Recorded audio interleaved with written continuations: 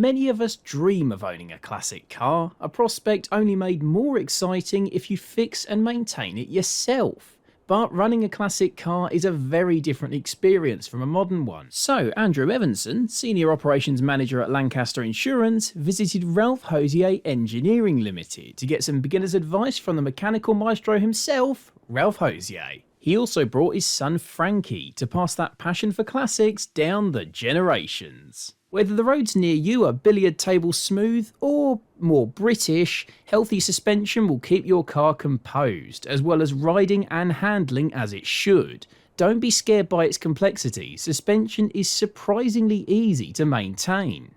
So suspensions, it's one of those areas that again tends to get woefully neglected until something either breaks or starts knocking, making a horrible noise, but it's really, really important. One of the things that wears down is the dampers, sometimes referred to as shock absorbers. Every time the wheel hits a bump, the damper stops it bouncing down the road. And if the wheel just carries on bouncing, then it spends a lot of its time not contacting the road. So when they wear out, you've got a potentially risky vehicle. And again, it's one of those things, if you just drive gently all the time, you might not notice that performance has gone away until all of a sudden you've got to do an emergency maneuver, a swerve or a sudden brake, and all of a sudden the grip's just not there anymore. Most dampers are oil filled. So if there's any oil seeping out over the edge there, it means that seal that stops this rod from leaking has started to fail. So any oil misting down the side there tells you that damper's on its way out. If you notice anything weird about the handling of the car, any sort of juddering or just poor grip levels, then it could well be the dampers. They need to be replaced, typically on average car, average mileage, maybe 10 years or so. When you change the dampers, you also change the bushes that attach it to the bodywork. Now, what bushes are pieces of rubber that isolate the noise and vibration from the car. Now, over time, they get worn out as well. They're constantly being squashed up and let go, and over time they deteriorate and start breaking up. If the bush that's holding the damper on there starts to wear, eventually the metalwork on either side will start hitting the body and you'll get a rattling sound.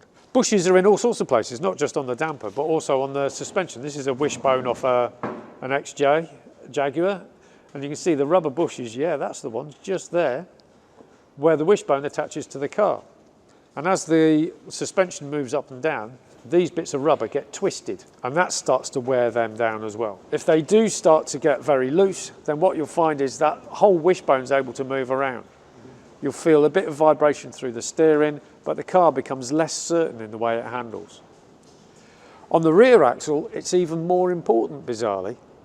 If you've got a bit of play in the front axle, you can kind of compensate with the steering wheel a little bit, but if the back axle starts losing its grip, there's not a lot you can do about it. And again, in an emergency situation, if you're having to swerve to avoid something, if you lose grip at the back end, it's much more difficult to regain control of the vehicle. You might have seen people upgrading to polyurethane bushes. A bit harder than rubber, you can get it in different grades. Polyurethane lasts longer than rubber, generally speaking. There's a lot of different types of polyurethane bush, and if you go too hard, you'll get a lot of noise and harshness in the vehicle. Also, if you make the bushes far too hard, you put a lot of stress into the mounting brackets they go into, and you can actually start fracturing metal. Another component of the suspension system is the springs. The springs allow the suspension to move up and down and do its job.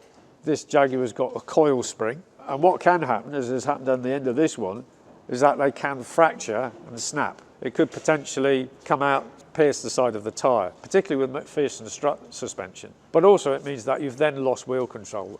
3 wheels are got normal springing, 1 wheel's started to collapse because the spring's broken. That means the car's pivoting on the 2 diagonal wheels, and the whole handling gets very, very wobbly. Old cars use leaf springs, which is just several strips of steel, spring steel together. They can break, but a more common problem is they start rusting between the leaves. And when those individual leaves of spring steel start getting corrosion in between, they can't move freely anymore. It starts binding them up.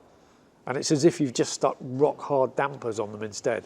And that means the wheel can't move properly, which means again you start losing grip. Other cars have got torsion bar suspension, long bar of spring steel bolted to the car at one end, and the other end's got a lever on it that allows the suspension to move. If that breaks, then all of a sudden that wheel will just collapse completely. So when you have a look at the suspension, you're having a look to see if there's any corrosion or pitting on the springs. Anything like that means that there's a potential for it to break and go wrong. You're also checking that the bushes look in good order. So sometimes you can only see just the edges. So you're checking you can't see bits of fractured or fraying rubber on the outside. If you can, they need replacing. Any sort of oil or misting on the dampers, they need replacing as well. Good suspension is absolutely vital for safety. It's one of those things that the problems with it don't make themselves apparent until it's too late. And very often, as it wears progressively, people live with it and they don't really notice it's getting progressively worse. Get the wheels off, have a good look in the wheel arch there, check the springs, check the dampers, make sure if the damper's got a cover over this area here, that's in place. If this has got dirt, rust or anything like that, as it compresses, it forces that past the seal and it will start ripping the seal to pieces. Anything like that, replace those components. And that will keep the car safe and handling nicely.